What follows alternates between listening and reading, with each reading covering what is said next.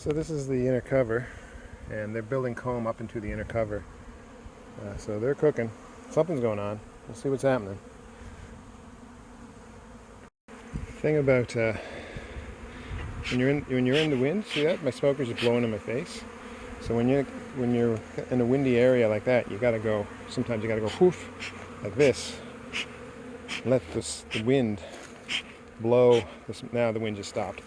But see that? You gotta do that instead. You gotta let the wind blow the smoke over the bees. So there's some cap brood in a medium frame, and the whole frame is full. Lots of pollen on the sides, but nice cap brood in the middle. So I guess this is normal for a medium brood box. I've never used mediums for my brood before, but I'm getting the hang of it. It looks okay.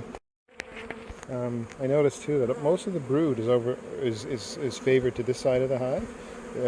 Starting around frame 4, it just becomes all brood. And this is cap brood in the middle box, which is really nice. But you can see too, it must be how the queen favors the warmer side of the hive, or the bees favor the warmer side of the hive. And this is where the sun sort of hits them right here for most of the day. So that kind of makes sense.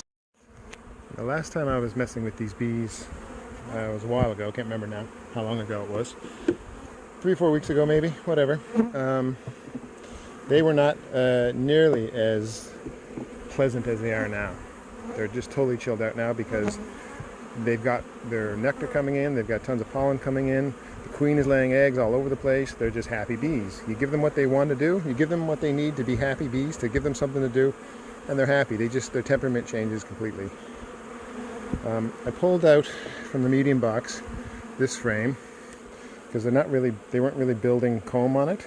This is one of these plastic frames that I got a couple of years ago, and I thought it didn't have any wax on it when I bought it, and I thought it did, and the bees did nothing to it, and they're still barely touching the stuff. So I pulled it out and I replaced it with one of these frames of drawn comb that I've got over here. I got a whole box of drawn comb, just in case. And now I'm going to check out the top box. So I've basically reversed this colony, or reversed the hive, which is basically put the brood on the bottom and the empty box of what used to be honey on the top. And this is exactly what I'm finding. All mostly just drawn empty comb. So that's good. Going to the top. Doesn't hurt. It's cool when you lift up a frame and you think, oh, it must be honey because it's heavy. But then you look closely and it's pollen. This frame is just heavy because it's just packed with pollen. So pretty cool. So this is an old foundationless frame. And by foundationless, it means there's no plastic foundation or any kind of foundation put in here in the hive or in this frame to make it work. If you look closely right here in the right dead center, it's not focusing. Anyway, there's a starter strip on the top of that frame. But what's great about this is this gives the queen room to lay drones, and this is basically a whole frame of drones. These are nurse bees on it now, but you can see those big, thick cells. Those are drone cells. They're going to be drones. So that's good. If they're making drones too, that means they've got a nice steady flow of resources coming in to keep them going. The production of drones is usually a healthy sign, or a sign you've got a healthy colony, unless you've got a laying worker, but I know I don't, because I've got lots of good brood in here. But what was I going to say? Oh yeah, so yeah, and the reason I give them the foundationless frame too is because if I didn't, the queen would likely fill up all the space between the boxes with drone comb and make a big freaking mess, and I don't want that. So that's why I do that. Also, if you see, this is a foundationless frame, and there's no wire in it or anything like that. And I've got it like this, sideways, upside down, all over the place, and that comb isn't bending at all. Now this is probably because it's an older comb and it's hardened, but I've given up on using wire to keep the comb in. This is one of the reasons why I like mediums, because I don't have to fart around with wire or any of that junk to keep the foundationless frames together. And even when I used deep frames that were foundationless, I gave up on using wire within like the first 2 years. I just couldn't be bothered. And it doesn't make any difference. Just got to be careful with your frames. But Look at that! Look at all those nurse bees. They're just huddled over the Oh, hold on! I got a bee up my sleeve. Anyway, all those nurse bees, they're just staying put. They're keeping the baby bees or the brood warm, away from the cold wind. So I'm gonna put them back. Okay, so this top box used to be the bottom, and this medium box or middle box was the middle box, and the bottom was the top. And now it's all backwards, right? Most of the brood is right here, especially in that middle box, just packed with, from here to here is nothing but solid capped brood. Lots of open brood down here, so that's great. And the top is mostly, a lot of pollen actually, but mostly drawn empty comb. So the queen still has room to lay, but with all that capped brood down there, it's going to get busy real soon. So I am going to put a box on them as soon as I can. Within probably as soon as I can, like next week maybe, because they're going to need it. Even though that capped brood will hatch out and that'll give more space for the queen to lay, it's still, like almost, and even though every frame isn't packed with bees yet, within a month, the way they're going, that queen is going, it'll be full. So I'm gonna make sure they got some room. So I'm gonna put another medium on them ASAP. And looking good, totally gentle bees. And it's too bad when a bee gets up your sleeve. Oh yeah, here's a little tip about bee jackets. See this? These usually have this elastic in the sleeves. It just goes so fast. It's not funny. And I just leave it open like that. I just take the chance that a bee might go up my sleeve once in a while, and this is what happened. I didn't get stung, but I had to dig in and get them. What else can I say about bee jackets? This is a ventilated bee jacket. I've had this for a long time now, several years. It's a bit gunky and moldy and stuff, and I try to clean it every couple of years in a non-scented detergent. But it's ventilated, and it's the ventilation thing really helps when there's a breeze blowing, right? But when there's no breeze, it makes no difference. You're going to cook in it, no matter what. So I've got full bee jackets that don't have any ventilation, and you definitely sweat in those. But this, just because it's ventilated doesn't mean you're not going to sweat. I usually, right now I'm doing really good. This is probably the most effective this bee jacket has ever been, to be honest, because usually I'm in a sheltered area where there's not a lot of wind blowing, and I cook, and I'm soaked in sweat usually if the sun is shining. So a bee jacket doesn't guarantee that you're gonna not sweat. Anyway, looking great, super gentle bees, queen's laying like a trooper, lots of resources coming in, lots of natural pollen. They still got plenty of honey.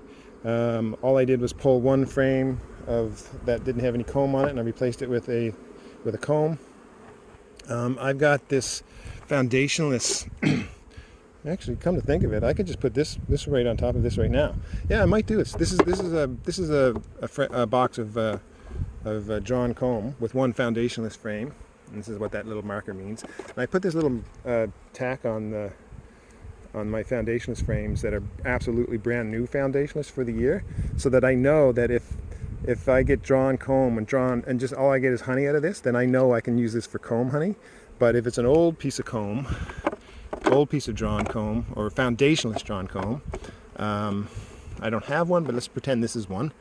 If it's an old piece of foundationless comb, then I know I can't use it for comb honey, because comb honey, you need this virgin comb that had nothing in it but honey, and it's been made that year. So anyway, that's what the little tack on the top does. Lets me know. Anyway, I've been farting around too long with this hive open, so arrivederci. Oh, and something I forgot to mention, there's another reason I put a foundationless frame, and usually in the top box, but somewhere in the hive where they're really cooking and working hard, is to prevent this kind of burr comb that you saw earlier building up above the top bars. Because say you got a homemade bottom board or a homemade inner cover like this, it might be a little bit taller than it should be, and the bees will, if they're really cooking, they're going to fill in that space. They won't always, because I use rims in the summertime all the time, and they don't always fill in that space. But if you put in a foundationless frame, they'll fill that in before they even think about building over top, above the top bars. So that's what I do. And while I'm yakking away here, I'll just show you what I've got going on in this hive.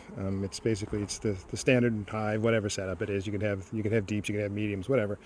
I got my standard inner cover as well, though it's a homemade inner cover, so it's got a big hole there, but whatever. And I've got the inner cover has mesh over the inner cover hole, and there were 2 holes right here, but I've got them covered up right now. And I've got this ventilation rim all around, and then I put the top cover on top of it, and so it allows a little bit of extra ventilation in the winter and in the summer. And this is what this setup was all summer, all winter. I don't think I had any insulation in this hive at all. It was just this ventilation rim with a regular top cover, and I didn't have any kind of wrap. I had bubble wrap for about a week, and then I took it off, and that's it. The hive was painted black, 1/4-inch mesh down there, and this is it, right? So, you know, it may not be busting loose, and you know, a lot of people are in Newfoundland, in warmer areas anyway, are making splits now, and they're worried about swarms and stuff like that. But it's just not happening with me, which, you know, it's not actually that bad, because it gives me one less thing to worry about. And the bees are healthy; they're building up fine. As long as the weather maintains itself, they're gonna be fine, right? If the weather turns to rain, drizzle, and fog for the next 3 weeks, it's gonna be bad. But you never know. And anyway, that's my point. The point is that this is the setup. And they're doing okay, right? No insulation, no wrap, just a ventilation box up top, or a ventilation rim, what I call a ventilation rim, and they're doing well. That's not just because of the setup, though. I'd say it's because of this queen. I knew going into the winter that this queen was exceptional, and she is. She looks like she's really off to the races. I didn't spot her. I don't need to spot her. And I just noticed that I've got a hole in my veil right here. I don't show my face on camera, but look, that's a hole. Anyhow, that's it. Looking okay. As usual, a whole lot of gaps between the supers, because all my supers are just out of whack. Because you can see this one was made, this again, there's a big handle here, shorter handle here, and even shorter handle down there. So there's 3 different sources for these supers. And then I've got, and you can see, like, there's a gap right there, and there's a big gap down there, and and there's a big gap down there. It's a big pain. And pain in the wintertime anyway. So the deal is, for this, going into winter, I won't touch these bees at a certain point, and hopefully they'll have filled all this in with propolis, and it won't be a problem. But boy, it'd be nice if all these things fit together perfectly.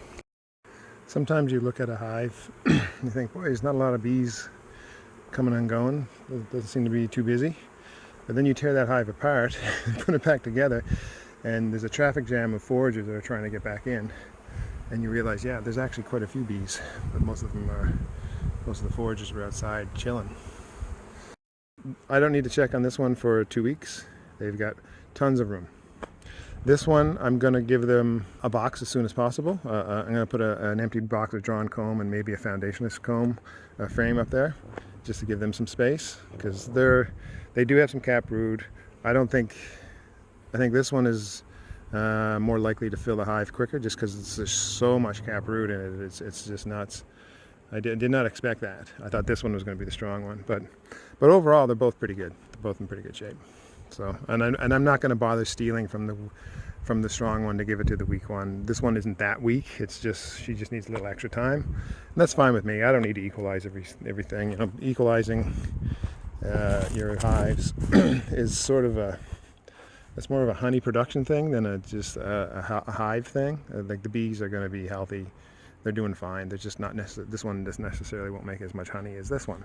And what's the big difference? What big deal? So what?